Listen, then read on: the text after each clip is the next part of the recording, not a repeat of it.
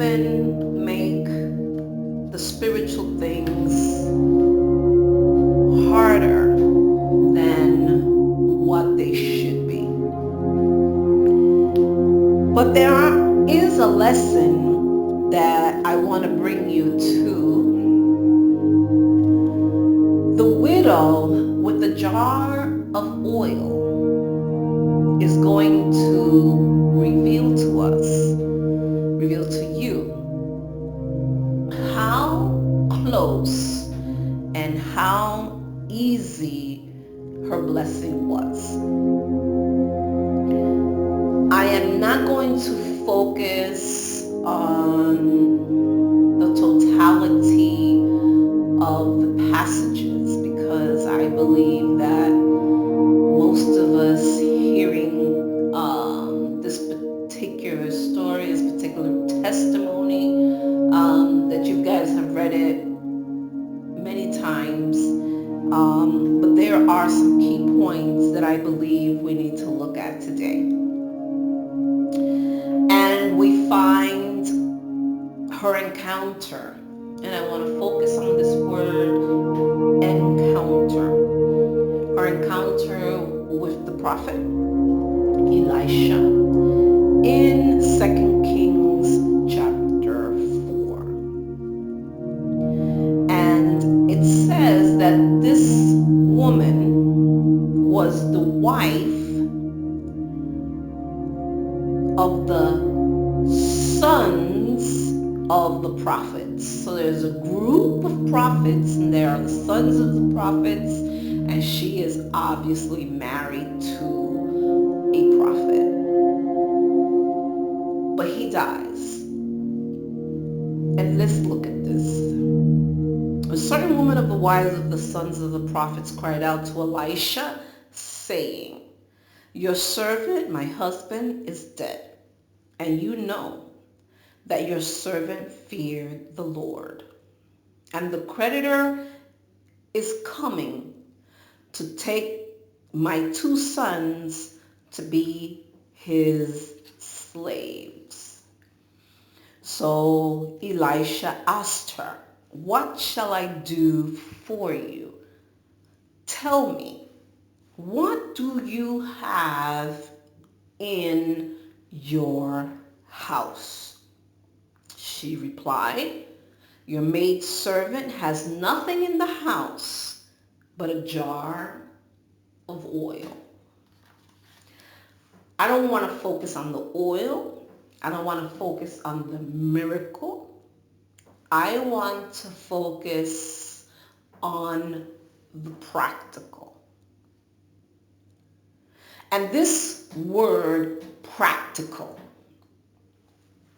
helps us because in our own need, in our own debt, in our expectation to see and experience what God has promised us, what is the practical?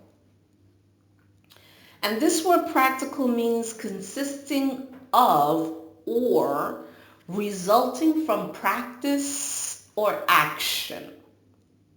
It also means that which is fit for use. The prophet Elisha wanted her to do the practical. What type of action will cause the needful reaction? So again, the practical, consisting of or resulting from practice or action, that which is fit for use. He wanted to focus on the functional. How shall I have her function? He spoke to her about the material, not the theoretical. Too often, We focus on theories and abstracts and all kinds of things about the blessing. But the blessing is personal and it is unique. It is specific. What must I do? But here we're going to see what we can learn to do.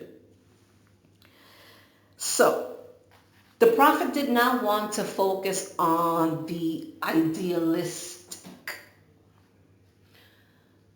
He didn't want her to focus on the ideas of depravity, the ideas of hunger, the ideas of destruction. Neither did he want her to have lofty ideas. He wanted her to focus on the factual. Okay, here we go. For those of us who are in the United States, for most of the states in the United States, there is what we have, the cooking channel. One of the channels is called Food Network, and it's awesome. Different shows, but they all have to do with eating and cooking, etc. And one of the shows that I particularly like is called Chopped. And in this show Chopped, right, there are 3 judges and there are 4 contestants. And the 4 obviously are going to go through a series of tests, cooking tests, and they have to exhibit a certain level of expertise in order to win. So they got to be good at what they do and better than the person next to them. It's a competition. Now, in all of my years of watching Chopped, there have been chefs that are Christian, and in the beginning of the show, there's a short interview. Why do you think you're going to win? Why are you here? What do you want to accomplish through it? Okay? Now, 9 times out of 10 from the Christian contestants who, in their zeal, make reference to their faith, God, Christianity, prayer, I got God on my side, and 9 times out of 10, they lose, and they lose badly. So I ask myself, why? If God is on your side, why didn't you win? Why did 9 out of 10 win as opposed to 9 out of 10 lose? And one day, the Lord made it perfectly clear. And the Lord said to me, they are focusing on the spiritual and not on the natural. In other words, your talents and your gifts are natural. And if you do not have natural ability, God is not going to come on the frying pan and show you those few seconds how to flip the salmon or how to season it. You got to come with the goods. So we miss it, believers. Listen, we miss it because we misunderstand, misapply. The word I want to use is misapply. The practical, misapply the spiritual. Let's keep going. So he wanted her to focus on the material. He wanted her to focus on the functional. And guess what? She had a real, physical, natural need. Her 2 sons were going to be taken into slavery because of physical death. This wasn't some supernatural manifestation. This was like that's it.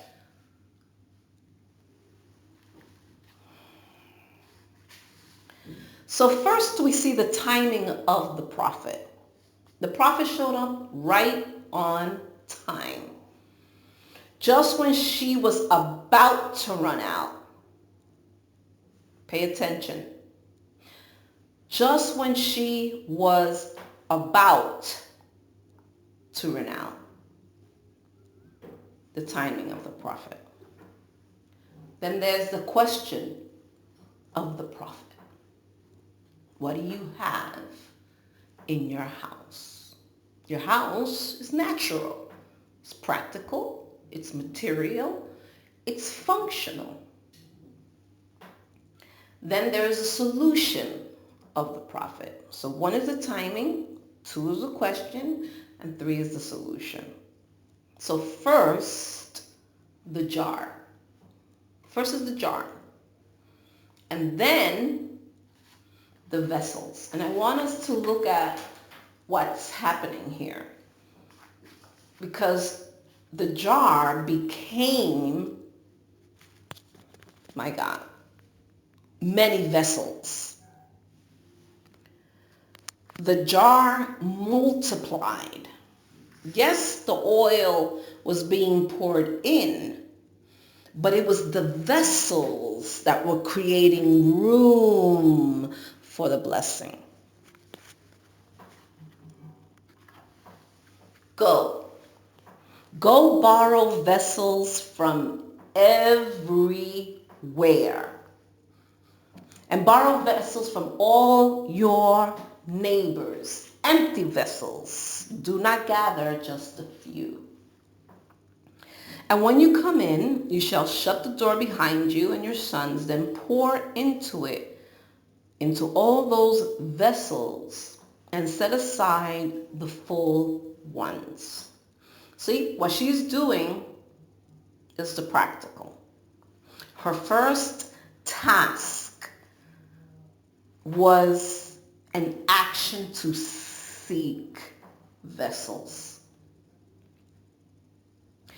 Where does she seek? She seeks from her neighbors.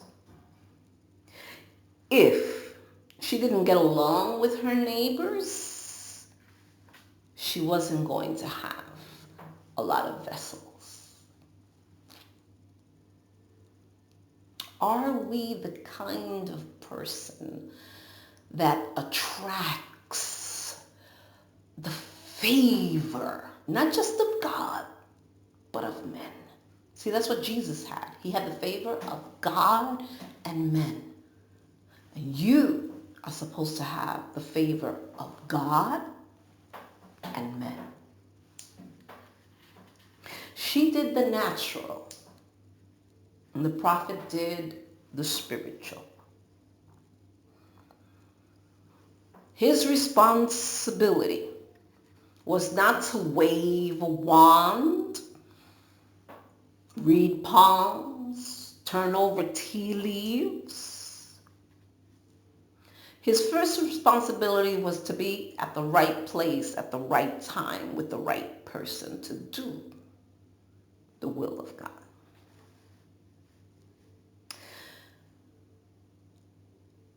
When you hear the phrase, the appointed time,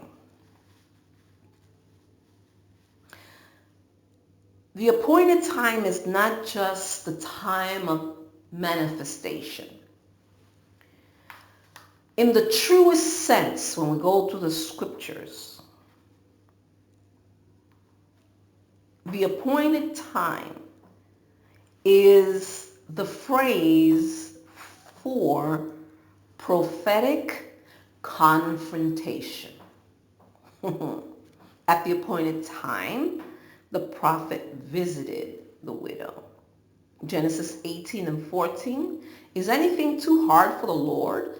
At the appointed time, I will return to you. At the appointed time, I will return to you, Abraham, according to the time of life. And Sarah shall have a son. It's not enough.